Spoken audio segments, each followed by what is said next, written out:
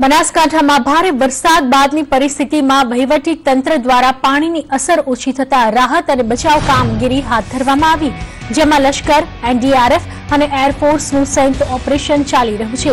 કેટલાય લોકોને અત્યાર સુધી બચાવી લેવાયા છે। હાલ વરસાદની અસર ઓછી થઈ છે, જો કે આવતીકાલે વરસાદની આગાહી હોવાથી તંત્ર પણ સાબદું થઈ ગયું છે। સમગ્ર ઉત્તર ગુજરાતમાં મેઘ કહેર બાદની આ પરિસ્થિતિમાં એરફોર્સની વિવિધ ટીમ દ્વારા રેસ્ક્યુ ઓપરેશનનું મોનિટરિંગ કરવામાં આવ્યું।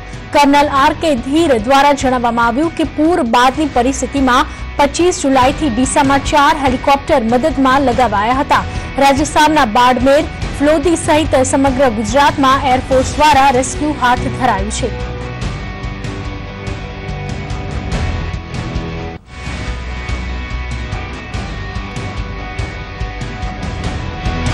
અત્યાર સુધીમાં જે રિપોર્ટ છે 3 વાગ્યા સુધી આપણે જેટલો લેટેસ્ટ મળ્યો છે પ્રમાણે 39 થી 42 કિલોમીટર વસ્તીમાંથી 3 લોકો છે એ રાધનપુરના રિઝલ્ટ એરિયામાંથી લાવ્યા છે। એમાંથી એકને સ્કોર્પિયન બાઇટ એટલે કે વિંછી કરેલો એવો પેશન્ટ હતો, એક કેન્સરનો પેશન્ટ હતો, એ બંનેને પણ લાવ્યા છે રેસ્ક્યુ કરાવી ગામેથી। અને 42 લોકો છે ભદ્રેવાડીનું કરવું છે સુખનીપુરા ત્યાંથી લાવ્યા છે।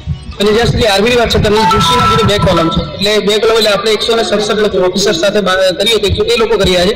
એ લોકોએ ગઈકાલે લગભગ 2000 લોકોનું શિફ્ટિંગ કરાવ્યું, તો એના પહેલા 1945 જેટલા લોકોનું શિફ્ટિંગ કરાવ્યું। એ રીતે રેસ્ક્યુ એમના દ્વારા ચાલી રહ્યું છે। બધાને બેઝ ખરા હોસ્પિટલમાં છે, આર્મીની પણ હોસ્પિટલ સ્ટાફ છે, જ્યાં 71 લોકોની ડોક્ટર્સની જેવી વ્યવસ્થા છે, આર્મી દ્વારા સંચાલિત થઈ ગઈ અને આખી વ્યવસ્થા થઈ જાય। ફૂડ પેકેટ્સ પણ આજની સ્થિતિમાં એટલો હેવી વરસાદ નથી, પરંતુ જે પ્રિડિક્શન છે હવામાન વિભાગ દ્વારા એ આવતીકાલે વરસાદની આગાહી છે। રાત્રે ગઈકાલે સાઉથ રાજસ્થાનમાં वरसाद होने के गांधीनगर विस्तारों में अनेक विस्तारों में थोड़ा पानी की आवक थी।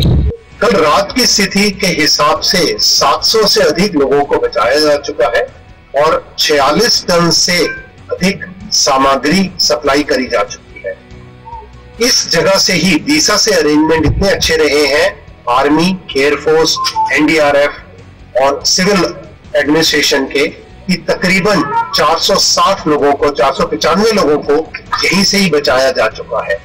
यहाँ के लोगों को सावधानी भी दी गई है कि आज रात से फिर से 24 घंटे तक काफी जोर से बारिश इस इलाके में पाटन एरिया में महसाना अप टू अहमदाबाद तक साउथ तक होने की उम्मीद है, जिस तरह से वो system Madhya Pradesh central India से चल रहा है।